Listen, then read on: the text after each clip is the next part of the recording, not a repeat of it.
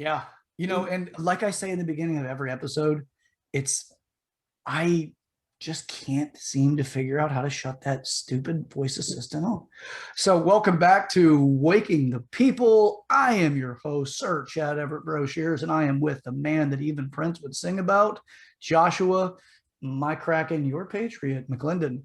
Joshua, we got a little bit of a freestyle show today. We do have some topics, but we're just going to kind of discuss a few things, in kind of a loose leaf kind of way. But what do you got? What do you want to introduce to us? And kind of, we'll just go right into it, man. Let's just do it. So welcome back to the episode. If you have not yet subscribed, please do so. Hit that pound that bell, hit that like, hit that dislike. If you don't like Chad and I, leave a comment, share, all that good stuff. Happy Wednesday. Chad, what episode is this? Are we at 34? 35, baby. And pound that bell like a tender date. Yeah, pound it. Just push it. Beer episode. Every episode, I feel like I got something different. I got the Bush today. Okay. Oh, that reminds me of my pops. Got the Bush. I love Bush. The reason why I'm buying Bush, we got inflation. We got Sleepy Joe up there at the helm. Who knows how much, we'll work the economies. Come on, man. Recovering a little bit, but $12.99 Chad at Publix for an 18-pack. What? Yeah, $12.99 for an 18-pack of Bush Light at Publix. Wait, wasn't that like $4 before? It could have been at $4. Yeah. Possibility. I mean, it's not horrible. And it's bottles. I mean, mine that I normally get, mine is about $12 for a 12-pack. It's weird though, because even like a 12-pack of cans at Bush is still $12.99. So maybe Bush was just like, you know what, we're just not going to raise the price. You could sell it. You could sell it for a 32-pack, Chad, and we're going to charge $12.99. So, it's going to be a fun episode. We're going to talk about some social media stuff that I've kind of noticed, and I really am a little, hurt and feel some kind of way about it. We're going to talk about some electronic vehicles. It's a lot of fun stuff there. Actually, I think it won't necessarily be a disagreement between Chad and I. I think we're going to kind of just snowball and hear our ideas and all electronic vehicles and clean energy that's coming out right now. And we're just going to see what happens. It's going to be a fun episode. Gotta be careful of that phrasing, though. You're over there talking about snowballs and whatnot. I know. Snowballs can't do that. No, well, I mean, there's never mind. Yeah, that has to do with a sexual thing. So some people know what that means. And if you do, you paid attention to the other people in class and not the teacher. I'm not guilty of that. All right. So a few fun things here. So we got a little Tiki Talk. We're going to get into some Tiki Talk. We're getting into some Tiki Talk. All right. You want to start off with some Tiki Talk? Yeah. Here's my thing. Not just TikTok, all social medias in general. Instagram, Facebook. So, but TikTok especially. Tell me if I'm wrong, Chad. I think it's a little strange how we allow 14, 15, 13-year-olds to just go and create social media accounts. I think it's definitely higher in TikTok than other social medias. I'm personally not on TikTok, so I really can't speak to that to be a fact. But don't you think it's kind of weird how we just let minors have social medias and then those social medias give them direct access to adults with no really median that the Instagram or TikTok or Facebook creates, to where like you can't, like a 40-year-old adult can now interact directly with like a 14-year-old, and there's really no supervision, so to speak, as far as who keeps, are you allowed to message this person? Well, we've had issues like this for a long time though. Ever since really the internet, we've had chat groups, things like that. Earlier on in the internet, back in the 90s, you did have some of them that had age restrictions. You had to prove your age, although that doesn't take a rocket science to prove your age. You don't need a birth certificate. You just need to know what age or date would be necessary to be 18 or older. So it's still going on now. I mean, hell, a lot of these adult sites do the same thing. But I agree, it's just what it is TikTok is really, there's a lot of kids that like using it. A lot of young people like TikTok. So you're going to get them that are, their peers are going to suggest they get it. They've got silly videos. By the way, here's something that I found out recently. The reason why there's such such a large amount of videos where you see people lip syncing or lip reading somebody else, or not lip reading, but mocking somebody else's famous quote or statements, is apparently there's an idea that that'll help them get discovered for acting. When I found out about that, I'm like, are you, is that something that's like serious and like legit, or is that BS? And according to, the people that I've talked to about it, that actually is a movement. They're trying to get discovered. I guess Usher and Beaver and all the rest of that stuff, or Beaver, it's all of that kind of pushed people down that direction. And then there's also a lot of rappers that get discovered on social media as well. So I guess they're using that as just one more avenue. We need to have 18 and younger, no, excuse me, 17 and younger TikTok and social media. We need to have 18 and older. We don't need adults and children interacting. I think it's kind of strange if there's like an older person, no matter the age. And sometimes I'll see the TikTok commercials on the TV, and it's minors sitting there dancing. I just think it's kind of strange. I think it's kind of weird to me. It is. Well, I don't. I think that it can be sending signals that may be something that people with nefarious ideas could really take advantage of or exploit. So here's something that I've recently also found out. I was researching into more of other subjects of interest, and I was listening to this one person. His name's John Ballin. He's on YouTube, and he is also on TikTok as well. But he's a great storyteller. He's an ex-Navy SEAL, but he's really good with storytelling. He can captivate an audience, and he knows how to paint a picture. I used to tell stories similar, but with my old age comes dementia. The thing, I'm going to get in trouble if I take any questions. Now, so John Bollin's talking about specifically, there's a story about a new YouTube influencer or social media influencer. She gets contacted by just this hotel in South Florida. And they asked, well, would you be open to coming down, all expense paid trip down here, come spend a week, you and bring a girlfriend. And just come down, do what you do, an influencer, make videos, whatever. And we just want you to publish it online and make sure you acknowledge where you're staying, but all expenses paid. So you go out, enjoy the nightlife, all this stuff. This is what this message was saying. So this girl, new to it, she really wants to make this a business, not just a hobby. And she says, you know what, I'm in, before even thinking about whether or not she had a girlfriend. Now, she was in her mid-20s. Okay. Early to mid 20s. So she started looking around for a girlfriend to take with her.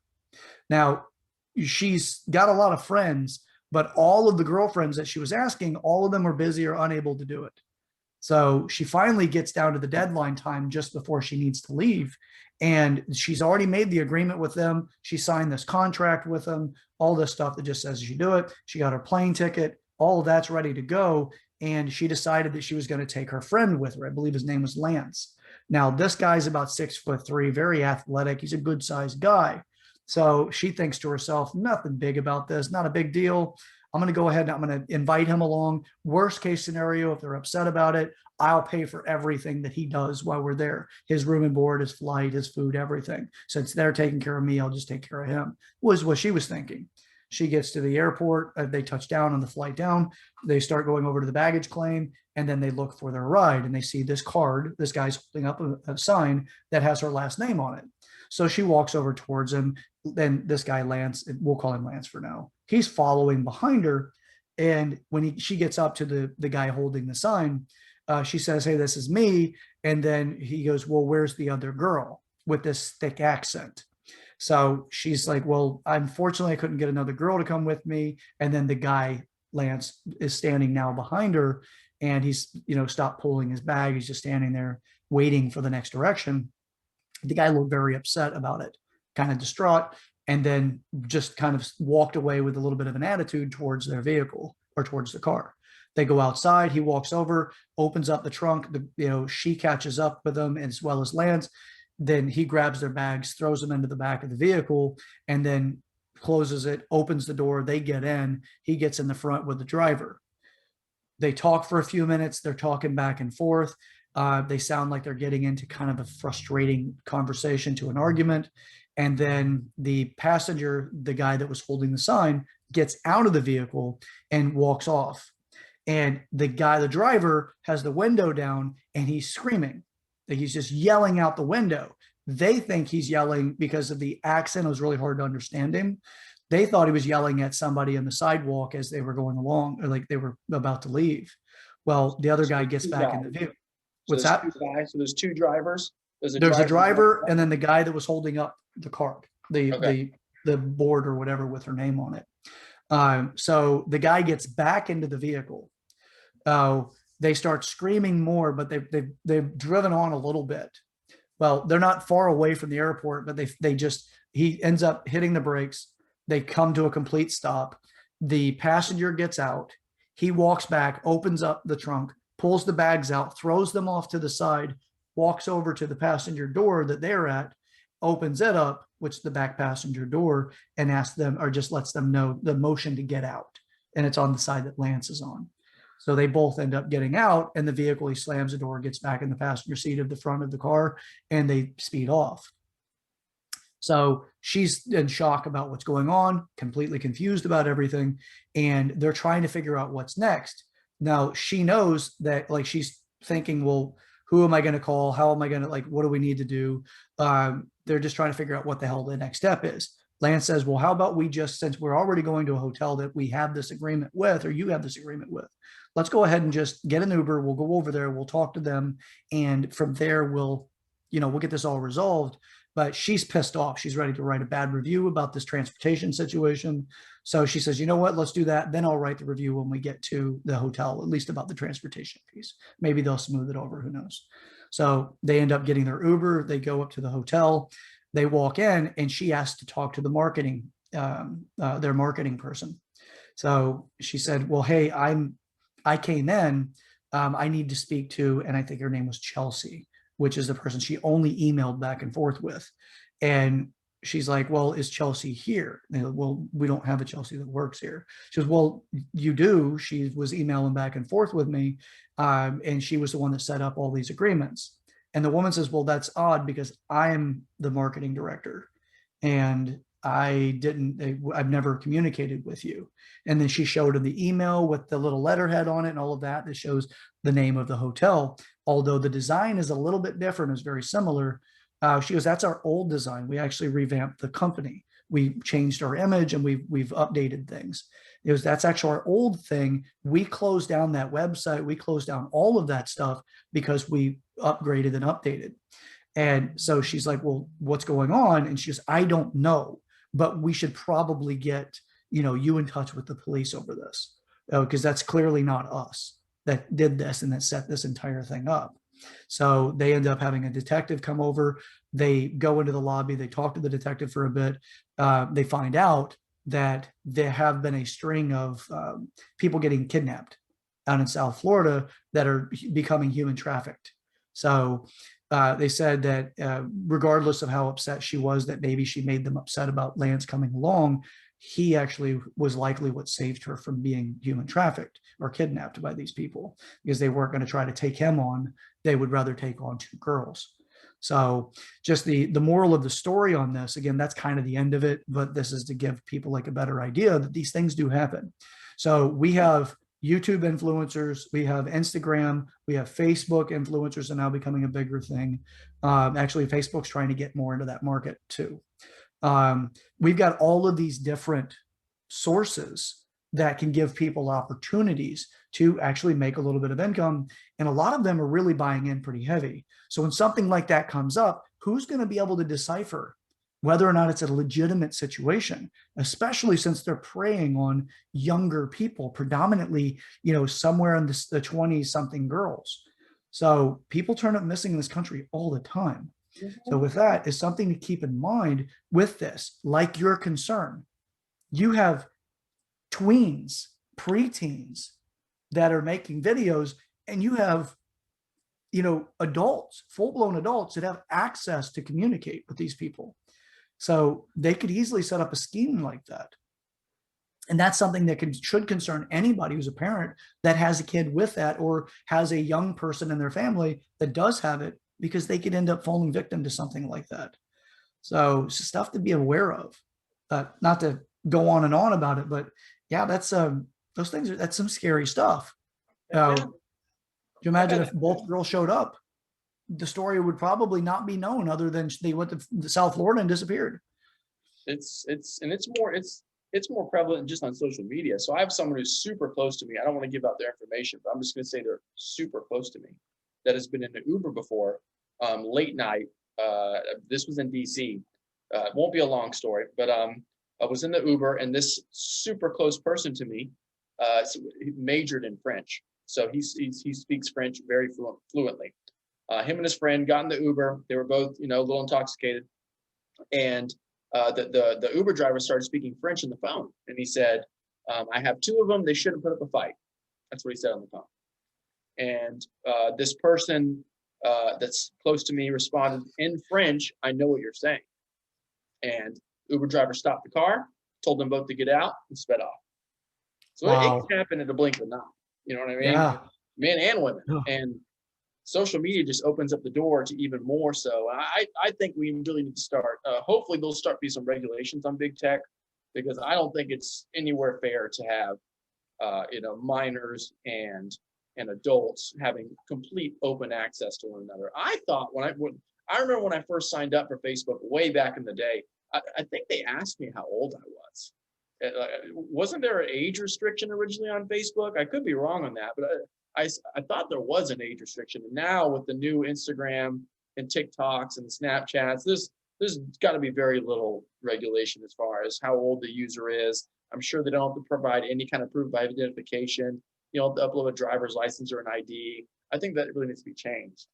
Yeah, and I imagine that some of them do have it. Like whenever you set up with like Facebook, they could put something in there that says this person is underage, and also a notice to the person that's underage that says this person, watch out for these kinds of things, like they do with some scams.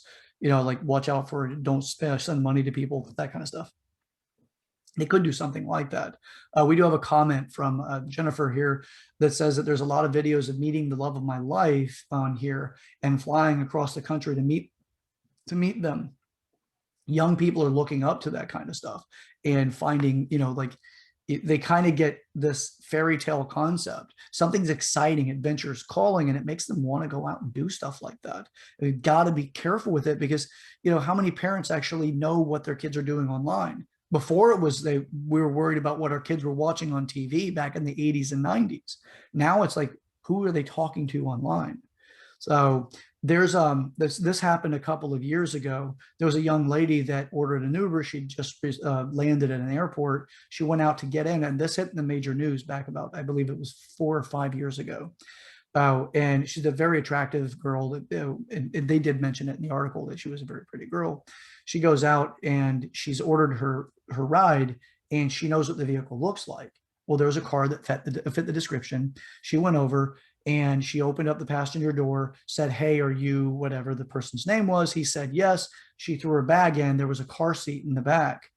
And so she had to get her bag around that. And as soon as she closed the door, she just recognized he didn't look like the person that was supposed to be in the vehicle. And she freaked out. She goes, "Well, I'm sorry, I'm in the wrong vehicle." She didn't freak out first. She said, "I'm in the wrong vehicle. I do apologize. Let me get out." And he locked the door. There was a kid lock on the door, so she couldn't get out of the vehicle. And he proceeded to leave the airport. Turns out he ended up doing some very heinous things to her that I can't really mention on here, but he ultimately ended up killing her and leaving her body in the woods. They found it. They found him. They found out what happened. And he really had no motive for it. The only motive that he had is she was very attractive and he wanted to have her. So you got to be careful with stuff like that. Even if you're traveling, you need to, these conveniences are outpacing our maturity. Should you get into a vehicle because you're in a rush and not recognize whether or not the person driving is the right person? Our phones have near field communication. That should be something, in my opinion, that these rideshare companies should actually build in, so that whenever they're within the vicinity of the vehicle with their Wi-Fi and everything else, it confirms a positive that they are the correct rider as well as the driver, that's something they should do. And if they do that, remember, kick a little bit out over here to old Uncle Chadbert. Sir Chad will take some cash. Come on, Uber, come on. Maybe even like a chip. They should, if you're an Uber driver, there's got to be some way they can put a computer chip. Okay, if you want to be an Uber driver, we'll put a computer chip in your car. Uber has control of it and give the driver a panic, or give the passenger like a panic button. So if you panic, you can hit that freaking button. It'll notify Uber, and Uber can just whoop, at least immediately get them in touch with the police, and bypass all of that. Kind of like OnStar, right? Yeah. They hit the button, it immediately calls for assistance. So anyway, there's like options that I think that there would be a really good idea for them to look into. It'll increase safety. It just depends on, the chip and how far it can go, and, what kind of radius it can work in. Hell, they could even do small hotspots with their little, like the lift thing that goes in the windshield or whatever. Things like that can be done. They just need to add the technology, and it can encourage us to actually feel safer when we are taking these rides. But even then, that just means that it's the right person in that, right? But it doesn't mean, like, for you, it means that scenario, as long as the person has access to their phone and that phone has connection to the internet, they'd be able to hit a panic button and at least get, the pursuit started, if nothing else. So good ideas. By the way, this can happen on these episodes where we're kind of just talking openly and not necessarily talking about things that we've researched a whole lot, but just ideas. So this kind of stuff can easily come along. And if you do like these ideas and you happen to be a decision maker with these kind of companies, it's a good idea to talk to us and potentially bring us on board and not just take the idea and run on with it, because what happened up here to bring it up in the first place, something Joshua and I are pretty good at. So, all right, enough of that plug. We're on the cars, Chad. We might as well talk about our second topic. I mean, the electronic vehicle market is starting to really explode. I really think moving forward, you're going to see a lot more companies. I'm pretty sure Jaguar has already said that come. They have. The 2024, they said that they're no longer going to be making combustion engine vehicles. Jaguar? I know I could be wrong on the date, but Jaguar mentioned pretty soon they're planning on no longer making any combustion engine vehicles.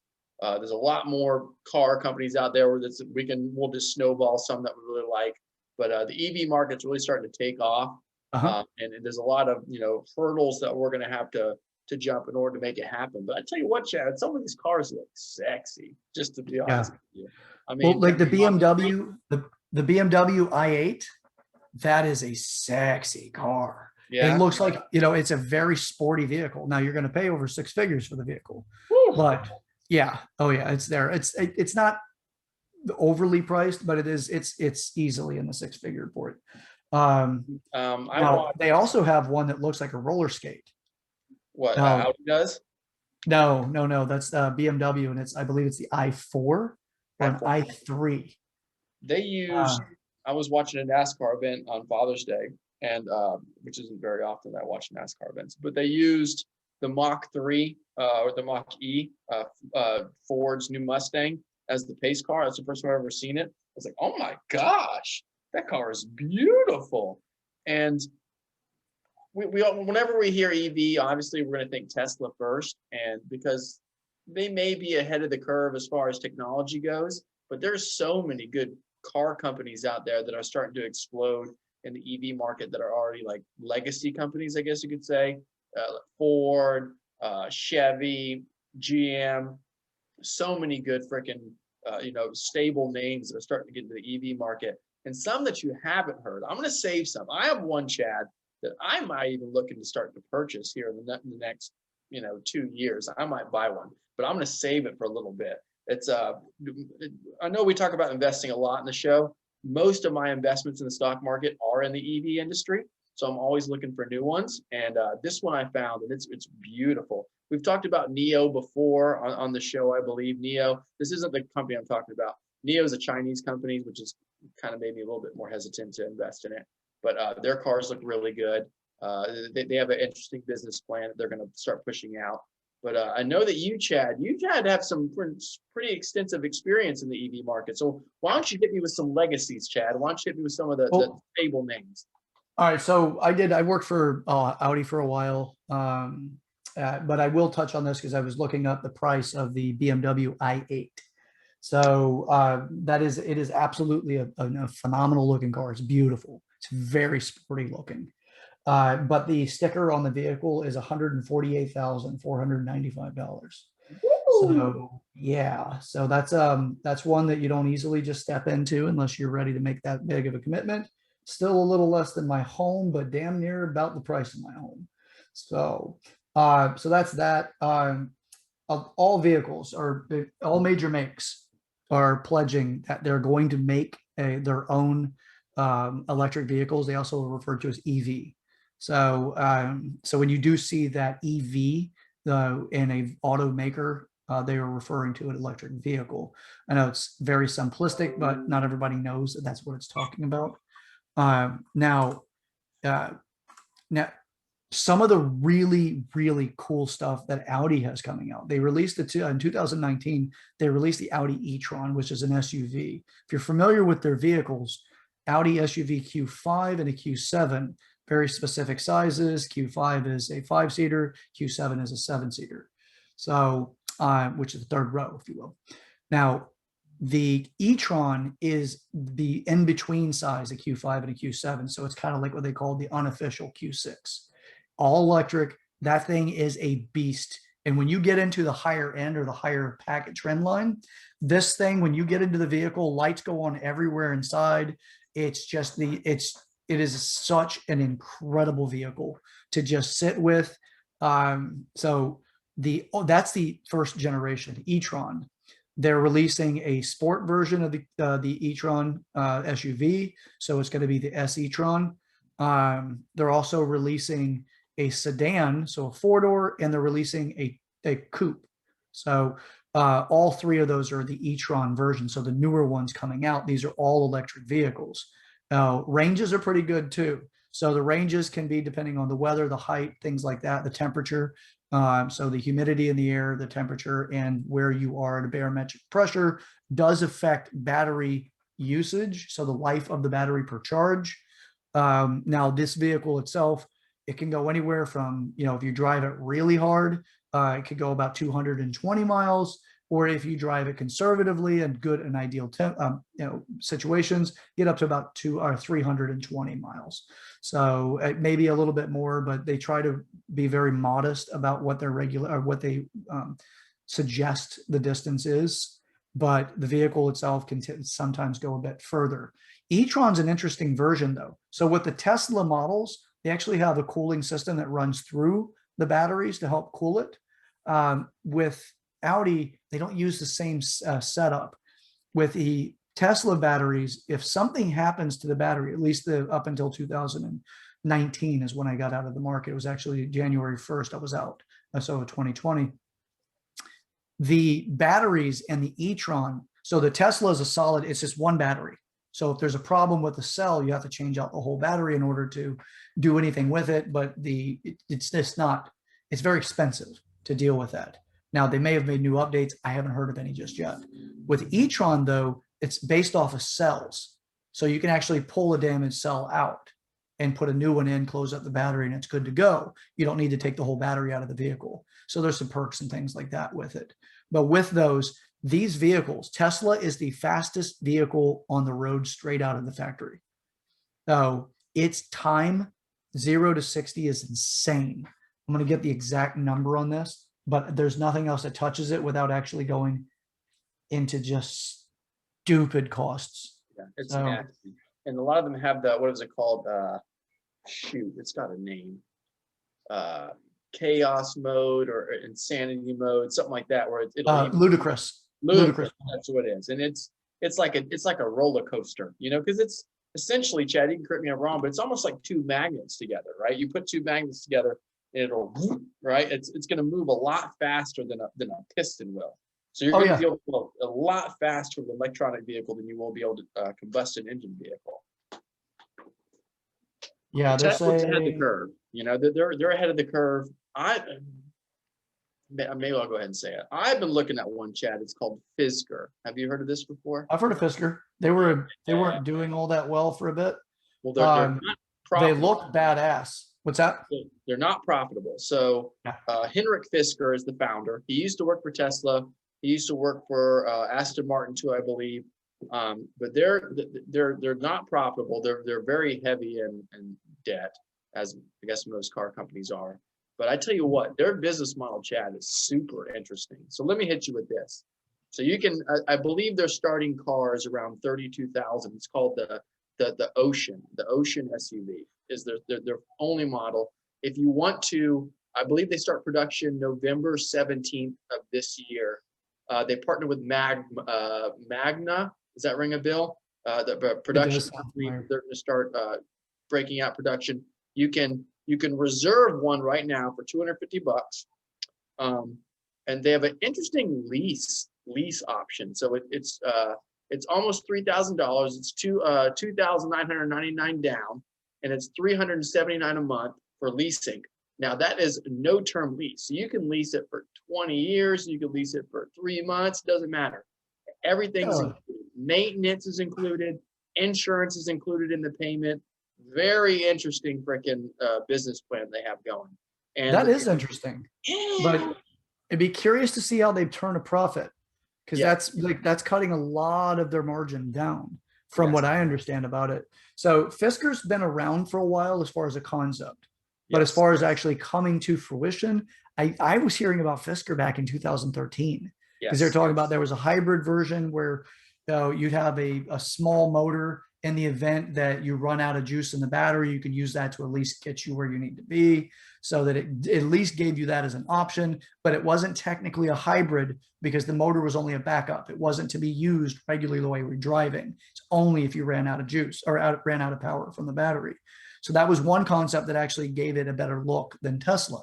The other is they were talking about concepts that actually had solar panels on the hood or on the roof.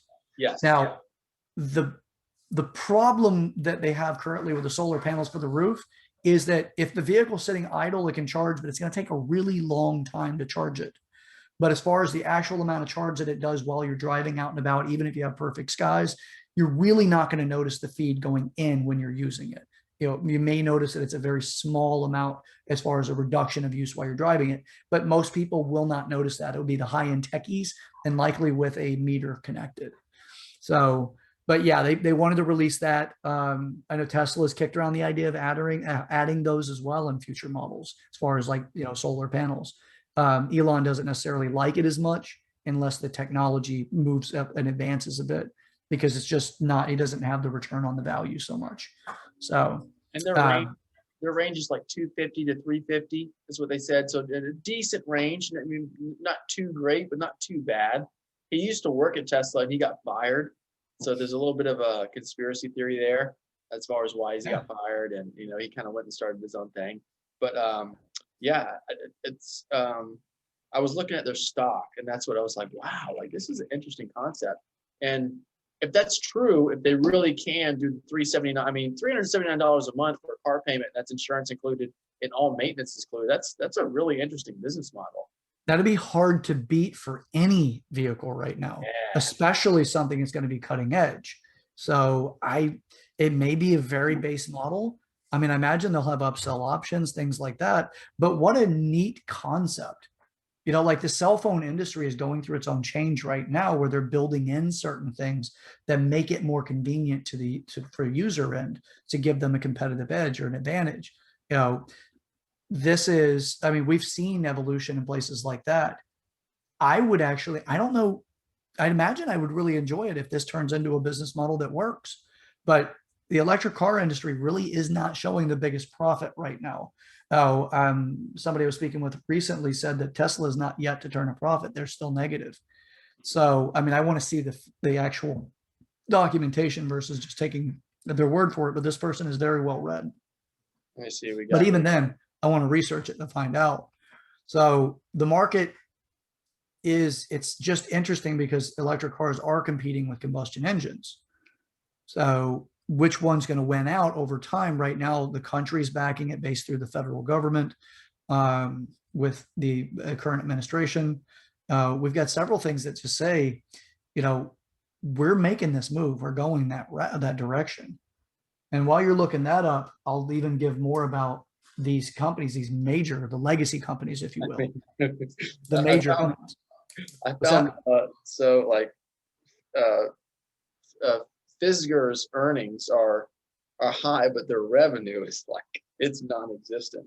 I mean, Yeah. it's not, and even like Tesla's is Yahoo Finance is who I use, so they don't give you an exact amount of like their Tesla's revenue is great. Like this in 2020 they surpassed 30 billion, but as far as what they actually earned, it's less than, it's got to be maybe a billion or less, which a lot of people think that's why Elon got heavy involved in Bitcoin. So on the balance sheet they could show. Oh, and they did do a Yeah, sell-off. Yeah. yeah. That's at least show some kind of a profit. But yeah, I mean, a lot of these guys, a lot of these companies are starting, not with heavy actual profit. Well, that also makes sense too, because if he does have that, and it's technically Tesla, the company that owns those Bitcoins, if they sell those off, make a profit off of it, it does make the company look like it's profited, even if it's not by selling their vehicles. So it just depends on if you go through a full audit to find out where that money came from, but it can look good for the stakeholders. So yeah, that's interesting. So, but it's still a young industry. Electric cars have been around for a very long time, but they were crushed back in the 70s whenever they were starting to make a break. And I mean, they would have been horrible anyway, but we would have gotten much further along had they get more road time to continue to evolve the batteries and the other aspects of the vehicle. So, but yes, it's fascinating when you look at that. But here's how aggressive the United States is not going to be, is right now about getting into the electric market and replacing combustion engines. So GM, which is the parent company for GMC, Chevy, Saturn, there's Hummer I think they still own Hummer. I was told no, they don't, right? No, you see Hummer they have an all electric Hummer coming out. Yeah, I believe it. I don't know who owns Hummer anymore though. GM used to. You mind looking that up? Okay. So yeah, so GM is one of those, like Ford's another one that's got a lot of companies or owns a lot of other car makes. GM has pledged that by 2025 they will have 30 all electric vehicles. So within the next 4 years, they're going to release up to 30 all electric vehicles. They plan to be 100% production of EV vehicles by 2035. So that's Chevy, or that is GM, which means Chevy. If Saturn's still being created, GMC, those vehicle makes, they're all going to be all electric vehicles at that point. That's their pledge. So Ford has put $30 billion to be allocated into the electric vehicle market for their research and development by 2025. So GM's going to be a bit ahead of Ford, although Ford right now does have a prototype F-150, which some people caught Biden attempting to drive it. But that one's not likely going to be released until the end of the year, possibly next year, by the time that it's finally into production. But I haven't seen an exact release date on that one just yet. But that looks like a hell of an impressive vehicle. So I've even heard that Corn Pop's thinking about getting one of those F-150s. I think he is. He showed me the thing. I was like, all right. I mean, are you sure you want to do this? I know you're trying to get back on your feet, but if you can do it. He's not getting back on his feet financially. I don't know what kind of money he's got, if he's a trust fund guy or whatever, but he's just getting back on his feet. I guess he had a bad breakup, or I don't know, some personal stuff going on. He doesn't talk about it. No. I don't know. He's an interesting guy. Great producer, but he doesn't talk Super much. Yeah, he said he's going to give it exclusive some point in time. Okay. What do you got there, my man? GM owns Buick, Cadillac, Chevrolet, and GMC, and also, you're correct, Chad, Hummer has returned as a GMC sub-brand. All right. They are now under their umbrella again. Okay, there it is. It's back. Hummer, you know what? If we can get Hummer to finally be fuel efficient, that vehicle is like right now with the current administration, you don't want a Hummer with Biden in office unless you are multi-millionaire. Because those things, they barely pass a gas station without needing to stop to get more. But that's how you want your metabolism to be. Just whatever you put in there, it's just like, bam, Greek God. Yeah. But yeah, so it's interesting to see they're back. It's when you get into the auto makes, one of the largest owners of auto makes in the world is Volkswagen. Oh yeah. They own so many vehicles. Now, BMW owns quite a bit as well, but holy crap, Volkswagen is just like, but they've got a really interesting business model. Not to make this about cars and all of this, but if anybody's interested in their business models, the reason why GM and Ford and Chrysler, which was Chrysler and Daimler, but it's Chrysler now. It's back to that because Daimler moved out, I believe. Back in 2008, whenever these companies were too big to fail, they needed bailout money. Ford rejected the bailout money. GM did take it. Now, with that, the reason why they struggled so much is because, and they also lost a lot of their makes. They started cutting a lot of the divisions out as far as Ford and GM goes, because what they did is they were the mother company or the main company, parent company. They were trying to run all of them. So they were trying to make decisions for all of them. Now, what's different about the way that Volkswagen set theirs up is they own 50-50. So every company that is in their portfolio, like Porsche, Audi, they've got a bunch of them. They actually have, it's 50-50 ownership, but the decision-making ownership, which is the controlling relationship or ownership of those companies, is actually to the main company. So Audi owns, like, they have the decision-making position. Porsche has a decision-making position. They're not waiting on Volkswagen in order to, make decisions. So that actually is an advantage because they let their companies do what the companies do when they acquired them. So that's a benefit. GM and Ford did not do that, according to the last bit of information that I went over. So, but it's all fascinating. That's why they survived, because they had all these decision makers making the decisions they're supposed to make. And Ford and GM had to shut off companies and close companies or makes simply because they didn't have the resources to make all those decisions. So go ahead. Volkswagen, they own Audi, Bentley, Bugatti, Lamborghini, Porsche, and Volkswagen, of course. Yeah. And their EV, Chad, they are strong in the EV market too. Oh yeah. Audi's not messing around. Porsche has released the, oh damn it, I forgot the name of it. They released a badass all electric. Now it's priced as a Porsche should be priced. So yeah, Volkswagen has recently released an SUV. It's called the ID4, I believe is what it's called. And it actually is a pretty neat looking vehicle. Saw one in traffic the other day, and when I saw it said I, as soon as you see I on a vehicle, usually that indicates that it is an electric vehicle. So now it's not all electric vehicles are going to be good looking vehicles. So, but with that, there is a lot going on. This is a new endeavor for a lot of companies, but a lot of them are getting behind it. There's a lot of civic engineers that are trying to come up with different methods so that the vehicles could potentially travel charge while they're traveling, by having chargers, induction charging built into highways and parking spots and things like that.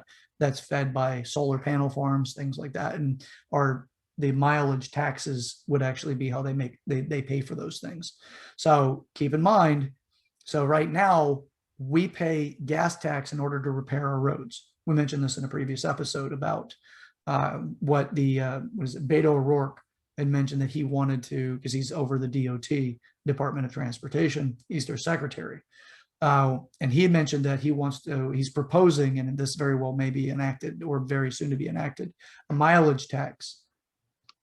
And we're still paying the gas tax. So with gas stations retain a portion of every gallon sold, that gets paid to the government, the federal government. That is the road repair money. So local or federal, I may be wrong on which part of the government they send the money to, but that's how they get the tax money to repair your roads. Now, because electric vehicles don't need that, and they don't have a gas tax that's for road repair associated with power plants when they're using oil, coal, nuclear power, all the rest of that, they don't pull the tax money from there. So they're proposing a mileage tax. That would be for every mile driven, there would be a tax associated with that. If they start popping up these solar farms all over the place off these main highways, your tax money is going to go to funding it, and you may find out your taxes go up quite a bit just simply because you want to have access to charge your car while you're driving. It may not be a very fair on our end, the customer end, as far as that deal goes. That may actually very well benefit the government far more than it does us as citizens. So I'm just giving them more revenue to mess around with, in my opinion, because I'm more of a little bit more of a libertarian than some other people, and I don't want to give them any more money to make them any bigger. Now they got enough already, in my opinion. So, but anyway, civic engineers are getting involved. They're talking about creating these induction chargers that would actually be kind of like the little strips going down the road, where when your car drives along, it's pulling a charge the whole time. That's what they're trying. They want to do that. Now, there are other countries that have proposed that they actually do have the technology to do it, and that they're going to be implementing that, but I have not seen it come to fruition. And that actually was, I came across those articles back in 2014. So we'll see if that actually ever comes to reality. Induction charging is actually very feasible. That's something that we can discuss at another time, something I'm personally working on myself as a side business thing. But I'm not going to go much further into that particular element for the time being. But so electric cars, it looks like they're here to stay. Electric vehicles, looks like they're here to stay. The federal government just signed a 200,000 vehicle agreement with Tesla. So, and then, surprisingly, Nancy Pelosi invested in Tesla just before that deal was signed. So obviously she's going to make a bunch of money off that. It's insider, but she's a politician, so she's allowed to do it. But if you're a citizen, you're not. So same thing she did with Microsoft, by the way, before she realized that Bill Gates was going to get the contract for the federal government for the computer programs. She knew it was coming, so she invested in Microsoft and made herself and her husband quite wealthy, more wealthy than she already is. And that is Pelosi. Can we get Michael Jackson's doctor over to see her? Is that possible? I know. Yeah. I mean, EVs are going to be here.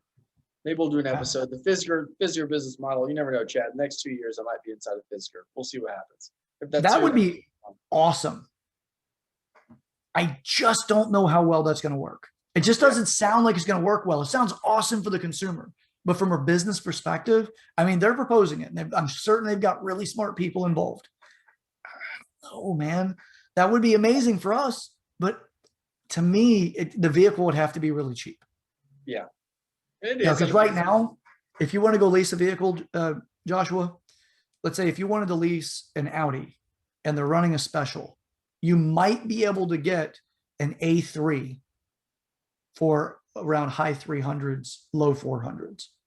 Depends on the special, your credit, all the rest of this stuff, how much money you're putting down. And that's an A3.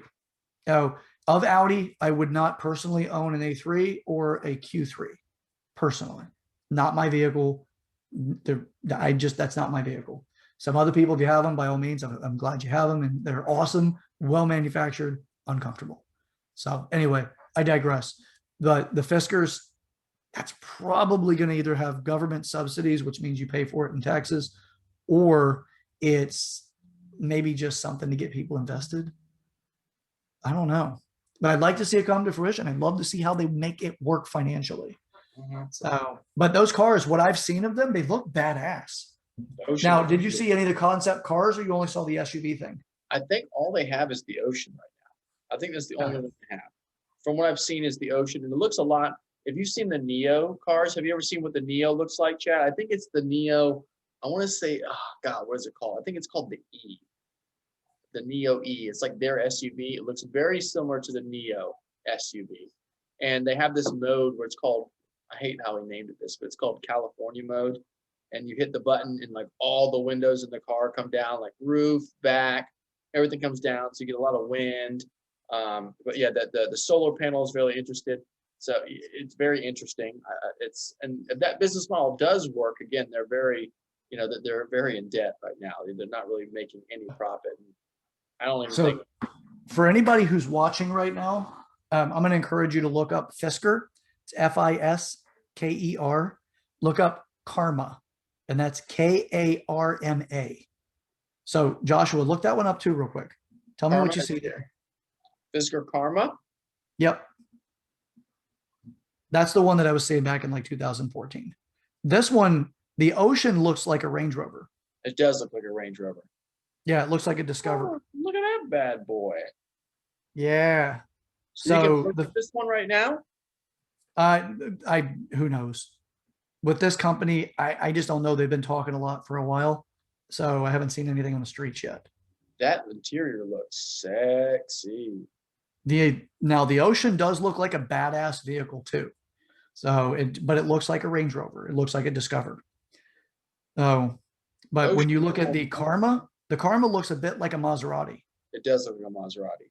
Now, personally, I would run from a Maserati. Would not in any way. If I had one, I'd drive it for a very short period of time and sell that son of a bitch.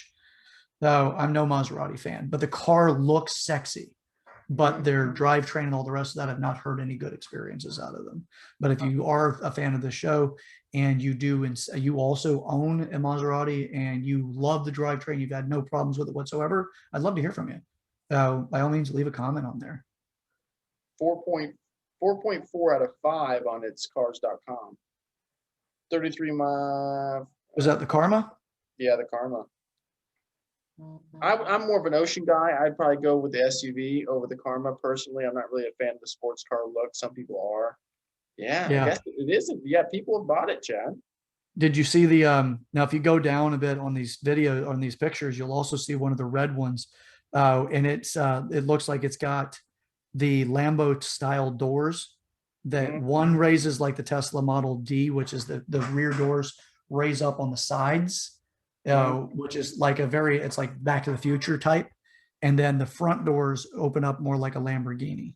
So it's got that up and out kind of raised forward look. So, but that's an incredibly impressive looking vehicle. And the interior of it as well is something else. Woo! So it's next to nothing. It just looks like you're getting into a shuttle. It's got a little Aston Martin look on the front too. Yeah. Well, it makes sense. So you used to work for them, right? So that makes sense. Yeah, these vehicles are, again, EVs here. You know, I would like to see companies like Fisker make it because Tesla needs good competition.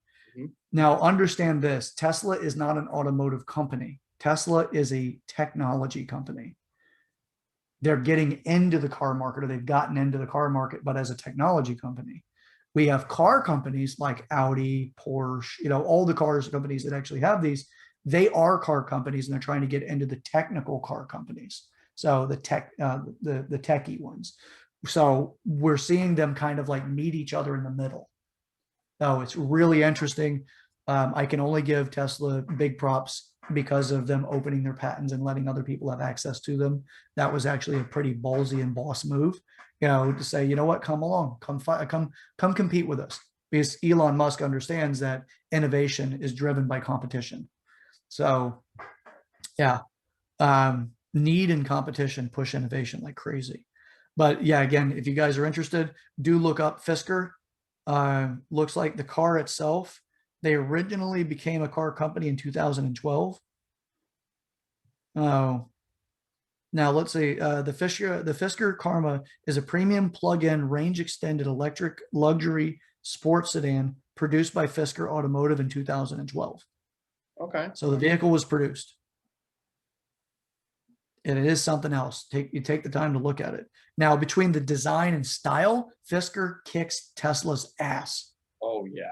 Because the Ocean looks like a Discover, the Range Rover SUV, and the Karma looks like a Maserati or an Aston Martin. Awesome vehicles, looks fantastic, but it doesn't matter what it looks like. It matters whether or not it works, and that's the next thing. So, like some of the Tesla models are kind of ugly. The Y they're dated. Yeah, they're bubbly looking. They're overly rounded. The S still looks pretty good, but the 3 is kind of looking a bit. I don't know. It's kind of looking gimmicky. You know, and I do think the Tesla will end up doing a rebrand, or not a rebrand, a refresh to their models. I can see them doing that. I'm not taking away from the Tesla vehicles, by the way. They're still amazing vehicles. You get into those things and it is something, it's a whole nother experience. It is not like driving anything else. No. So yeah, but look up, Fiskers are awesome. There's other brands, like there's other companies. There's almost a gold rush of electric car companies on their way, because there's a lot of them getting into the field now. There was a Ohio Chevy Volt manufacturing factory out there. It was where they were manufacturing them. And because the demand wasn't high enough, Chevy closed that location Another gentleman came along, purchased that location because it was already partially outfitted for what he needed. And he's building his own vehicle. So he supposedly had there's some controversy going on about it because it's just like that gold rush where people are throwing money at it without necessarily investigating. But it's worth looking into. Some of these companies are going to be truly solid and then rise to the top. Other ones, they're going to come and go. And it's kind of just, it's an unfortunate investment for some people. So, but keep your eye on these things. They were coming out. They're really cool looking vehicles. And, you know, the truck, by the way, have you seen the electric vehicle or the electric truck, Tesla's truck? I have not seen Teslas. I've seen Ford's F-150 that's going to be electric, but I've not. So Tesla's making a complete pickup truck. Yep. Yeah, they've already have the whole thing set up. They just need to get into manufacturing for production, but they've already had it. Jay Leno took it out for a drive with Elon Musk. They've debuted it. It was kind of a joke when they debuted it because Elon said, you know, he's like, okay, here's something else that's really cool. After talking about the vehicle, picked up a rock, threw it at the window, and it broke the window out because he said the windows are bulletproof. Now, he wants the vehicle windows to be bulletproof. And then when Jay Leno had asked him, why do you want the vehicle windows to be bulletproof? Do you really need that? And all he had to say about it was, whenever he was asked that, he just looked at him in the old Elon fashion. And he goes, wouldn't it be pretty badass? It'd be badass to have bulletproof windows on the vehicle. I want them in the vehicle because it'd be badass. And I'm like, fair enough, man. You know what? The way the crime's going right now, especially in the blue areas, you might want to have that Tesla pickup. It almost looks like an avalanche. So I'm seeing two. I'm seeing one looks very like futuristic, kind of ugly, and there's one that looks sexy. That kind of looks like an avalanche. Well, with that one, I would say it looks too much like it was made for Back to the Future. Yes. I still own it, but it just looks very DeLorean-like as far as the edges and angles. It's got hard angles on it. Yes, and it makes it look very boxy and very futuristic looking. If you were talking about the future from the 80s, you know, and they're looking forward and into the 90s, like this is what the future is going to be like, you know, like the 2001 Space Odyssey type stuff. Yes. So it's not really that great of a looking vehicle unless you're really into that. So the DeLorean is actually kind of a badass vehicle, but It looks like they revamped it though. I know the Facebook can't see the picture, but it looks like they revamped it a little bit. It does look like it. It looks like they rounded it out and made it a little bit more sleek. It almost looks like almost smoothed over like the cars. It looks sexy. It looks like an avalanche. But the other one, I see the other one that you're talking about, and that does look kind of futuristic, Back to the Future, kind of ugly. But it looks like maybe they got that incentive that people are like, I don't know about this one. They decided to redo it. Ooh. That's actually pretty badass. Now, this episode's not intended to be completely about EV, but there's a lot to talk about here, and I've been doing a lot of research into this stuff lately. So, but to not bore you guys to tears, because we talked about crypto quite a bit at times, we finally gave EV a time on the show. These vehicles are badass. Again, look around at them, but we want to touch on one more before we finish up the episode. Joshua, do you have anything else you want to bring up before we get into the PACE program updates?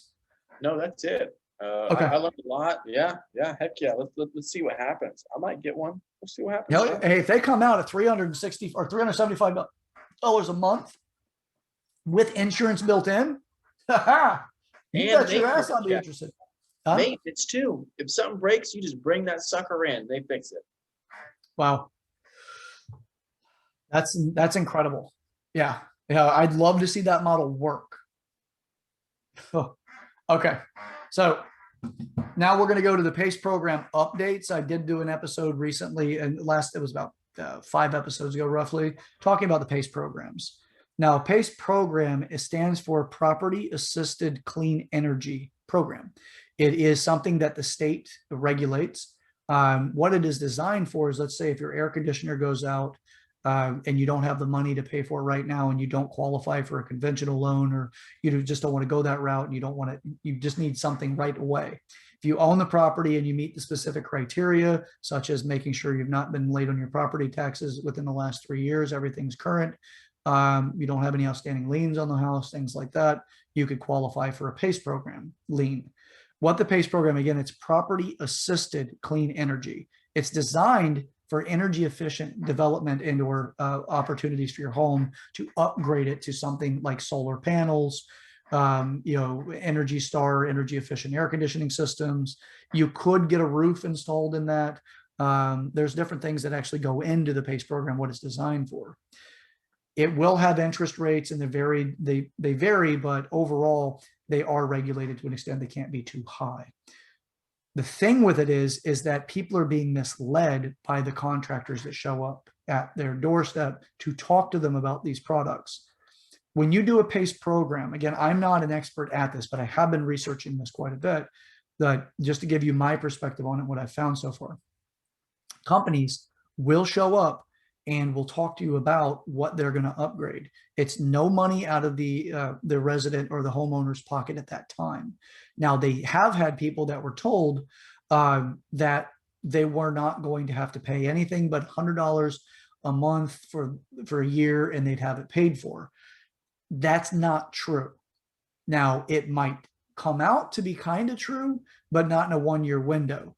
So what they can do is, you don't pay anything today. They put a lien on your property. When the lien goes on your property, it is to be paid back through your taxes. So let's say your taxes right now, let's say you're at $1,000 a year. All right. Once they've assessed the loan, they understand the term of the loan, so how long the loan is going to be, and then the interest rate to that, they'll come up with the actual payment. That payment gets built into your property taxes. Now, it could be anywhere from 5 years, 10 years, 15, 20, 25, 30, and 35 years, depending on what product and who you're working with.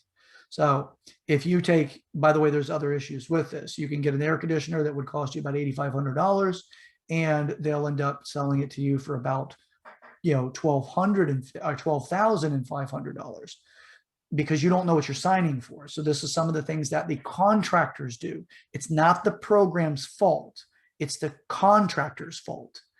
So with that, you can actually, if you're in a time of dire straits and you really do need something, the PACE program may work out for you, but you need to get with a good contractor, the person that comes to your home, and you need to understand everything you've signed for. There are stipulations built into the program to be regulated, but sometimes they slip through the cracks because there's just not enough people with all the business that's taking place. So some of those things would be, you cannot add an extended warranty that exceeds the lifespan of the actual thing that you're buying. Solar panels have a long lifespan, air conditioners don't. On average, air conditioners got about a 10-year time frame that the manufacturer's warranty will cover some of that. Then there can be the extended warranties, but the extended warranty cannot go beyond the timeline. That's part of the regulations and the guidelines.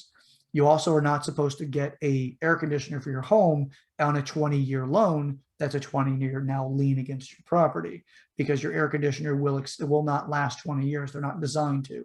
Their life expectancy is about 10. So 7 to 10 years, depending on the make and also your maintenance. So now with that, you have to be aware of these things, because people don't know this and they hear, oh, I don't have to pay anything. And as soon as you sign for it, you'll have 3 business days to go back on it and cancel it out. There's also a process now where there will be somebody who contacts you, and they'll go through conversations that are regulatory conversations to make sure that you are informed of what you're doing before they finalize it and then approve it through the PACE program. The PACE program does not lend money. They have people involved in the program that are officially involved through the state that have been qualified to loan money. They're the ones that are in it. So here's the other thing about PACE. If you plan on selling your home, Fannie Mae and what's the other one, Joshua? As far as the companies that are doing it? No, the FHAs. So there's Fannie Mae and Bernie Mac, I think is it. That they do not want to grant first-time FHA loans to any property that has a PACE lien. No, they don't want to do that. There are certain counties that don't allow PACE liens on them either, or PACE programs. Hillsborough County no longer offers a PACE program for the time being. It may come back, it may not, who knows. Freddie Mac, thank you very much, by the way, Anna. Bernie Mac, that was a comedian. Bernie Mac. Yeah.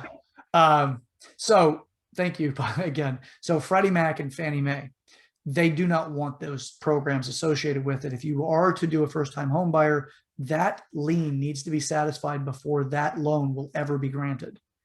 So those are some of the challenges with it. So you will be asked. Now, if you go to sell your home, the lien stays on the property, does not go with the homeowner. The homeowner, as soon as they sell it, they're no longer the homeowner. It's a new homeowner that adopts or takes on that lien. So it just goes and it stays on their taxes.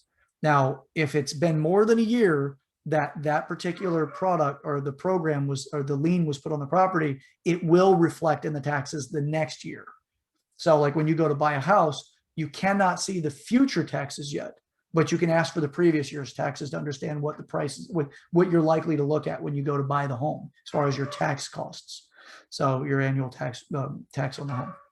So this really upsets Devin too. I don't know if you heard, but so anyway, when it comes to that, if you're going to buy the home and it's 2 years later, the taxes will reflect what the actual lien increase is.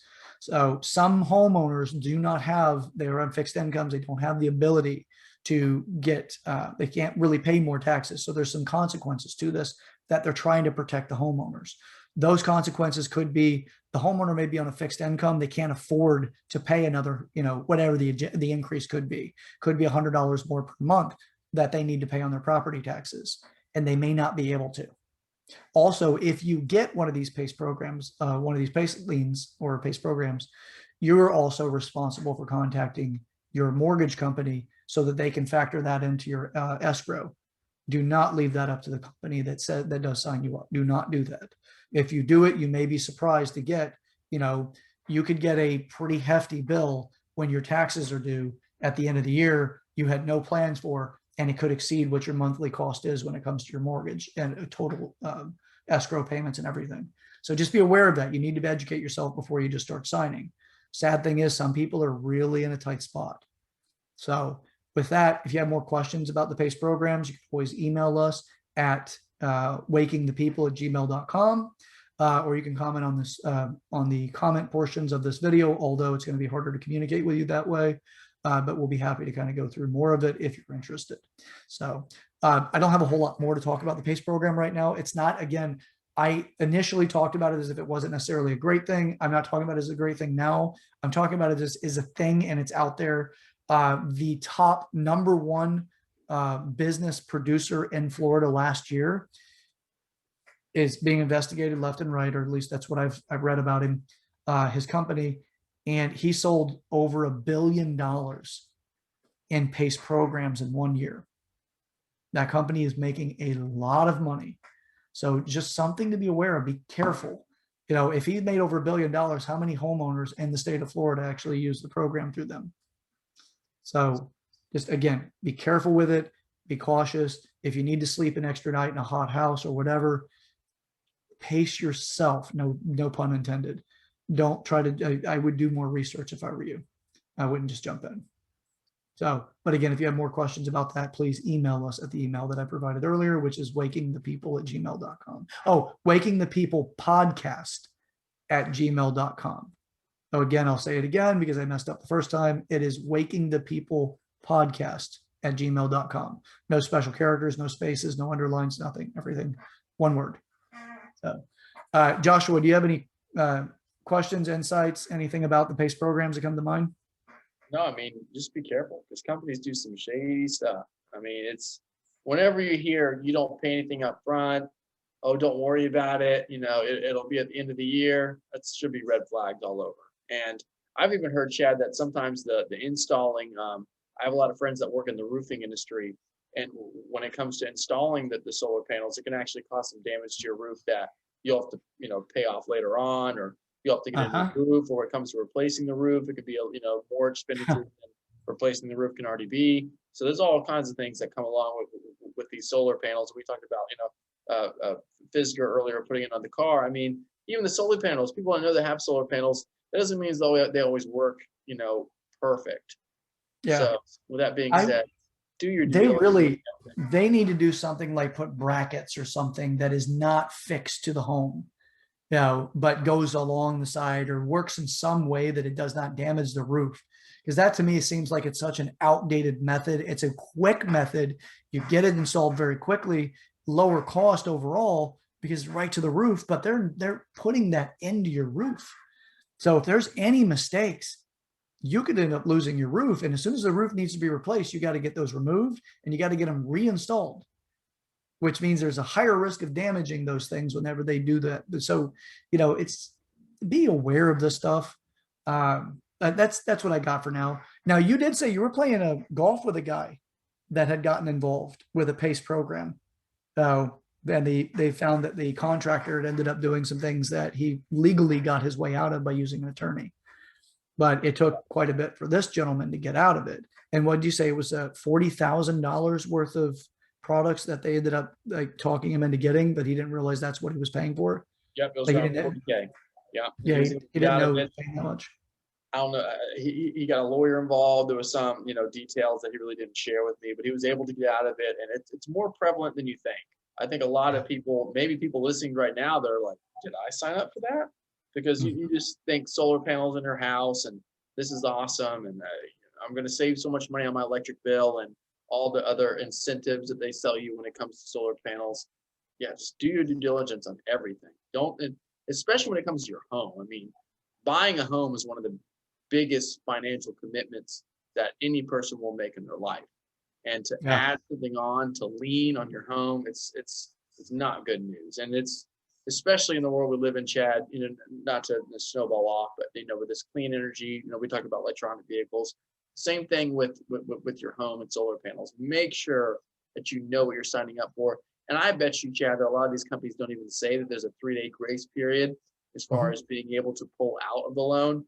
I know a lot of shady companies don't even mention that. So make sure you know what you're signing up for. Yeah, it's not just a quick little swipe on a tablet and then you're magically in a good spot and it only takes a year and it's paid off. Doesn't work that way. You may be paying 30 years or more on it. And some companies will actually have payoff penalties, like you pay off early. I don't know every single individual that's involved with the PACE programs as far as the lender's side, but there are things like that that are built in, even in your mortgage. When you go to buy your home, you can get early payoff penalties where they charge you more money because you tried to pay your house off early. So just be aware of what you're signing for. Walk through it, take your time. When I bought my house, I pissed the people off at the title company. They're like, oh no, take your time, read through it, know everything beforehand. We're not going to rush you. That was all pleasantry BS because I did do that. I took it out like a fine-tooth comb. I'm like, I'm not quite sure what this means in this context. Can you please elaborate on it so I better understand it? And the lady's over there, yeah, not a problem. And I could just see that like her language versus her facial expression, completely different. Yeah. So be aware of what you're getting into. And a lot of times if you just got that and they're like, oh, we'll mail it to you later. Be careful. So, all right. That's it for now. Joshua, you have anything else before we close up the show? No, if you have not subscribed yet, please do so. Pound that bell. Take it to Pound Town, baby. Do everything you got to do. Thank you guys for tuning into an episode. It's Wednesday. Make it through the week. Keep your chin up. Stay golden, pony boy, all the good stuff. And we'll see you guys next time. Yeah. If you haven't subscribed, go ahead and treat it like a tender date. Invite it over for some Netflix and chill and pound the hell out of that damn subscribe button. Also, don't forget to hit the bell notification so whenever we go live, even the neighbors know about it. So with that, remember, we're all in this together. We're Americans. We need to act like it. So with that, again, I am your host, Sir Chad Everett Brochures, and that is another wonderful episode of Waking the People. Don't forget, it's not just that Prince would sing about it, but Mr. Joshua McClendon. You got to go over to YouTube so you can get a good little peekaroo at that guy. So maybe you'll invite yourself over for your own little Netflix and chill with yourself, and then let the neighbors know that you pounded that subscribe button. Till the next time, catch you soon. All right, let's get out of here. You done, buddy? Let's get out. I'm done.